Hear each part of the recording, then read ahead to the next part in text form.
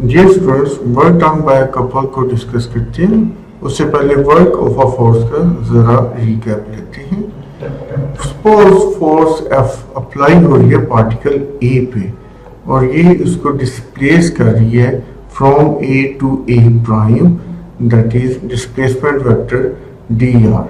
A का position vector O से R है और A प्राइम का R प्लस dr हो जाएगा और F फोर्स एंगल बना रही है अल्फा, तो du वर्क डन आ जाएगा F dot dr, that is work of a force F corresponding to the displacement dr और du इस तरह हो जाएगा F dot dr mean F into dr into cos of alpha, where alpha is the angle between force F and displacement vector dr। और अगर alpha 0 हो जाए तो cos 0 1, तो du इक्वल आ जाएगा F dr, यानी कि ये dr ये ds के इक्वल होगा। और अगर अल्फा इक्वल टू पाई तो du आ जाएगा minus F ds, because cos pi is minus 1। और अगर अल्फा पाई बाय 2 हो तो cos पाई बाय 2 सिंस 0 होता है तो du आ जाएगा F into dr into 0, that is 0 degree, that is du is 0, that is work done is 0. Forces which do not work. Reaction at frictionless pin due to a rotation of a body around the pin. तो यहाँ पे जो reaction होता है वो तो कि right angle पे होता है, इसलिए वहाँ पे वर्क डन 0 होगा। Reaction at frictionless surface due to the motion of body along the surface, अगर कोई बॉडी मूव कर रही है along the surface तो उस पर जो रिएक्शन होगा due to motion of body along the surface उसका वर्क डन 0 होगा। Similarly weight of a body with centre of gravity moving horizontally, अगर centre of gravity horizontally move कर रहा है, इस तरह मूव कर रहा है, तो उसका जो वेट है वो कोई वर्क अप्लाई नहीं करेगी, उससे कोई वर्क डन नहीं होगा। Friction force on a wheel moving without slipping, तो तब भी वर्क डन 0 होगा।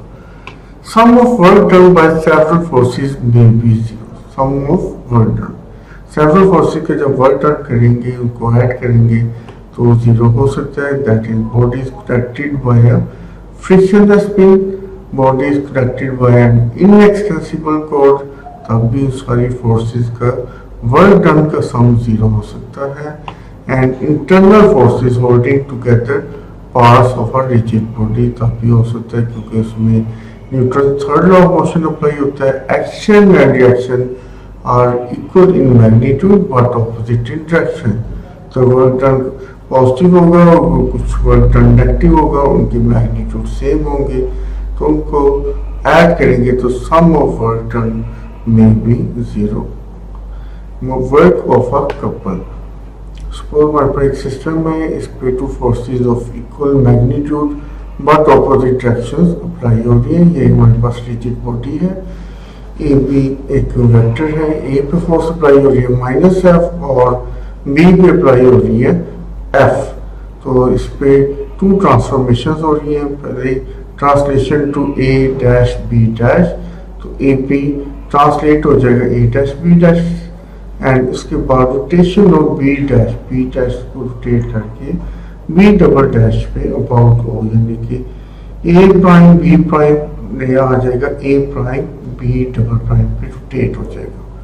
तो वर्क डन बाय कपल क्या होगा, तो माइनस एफ है तो minus F into D R 1 and plus F into D R 1 plus D R 2 plus F into ये फोर्स एफ, तो ये क्या बन जाएगा D R 1 plus D R 2।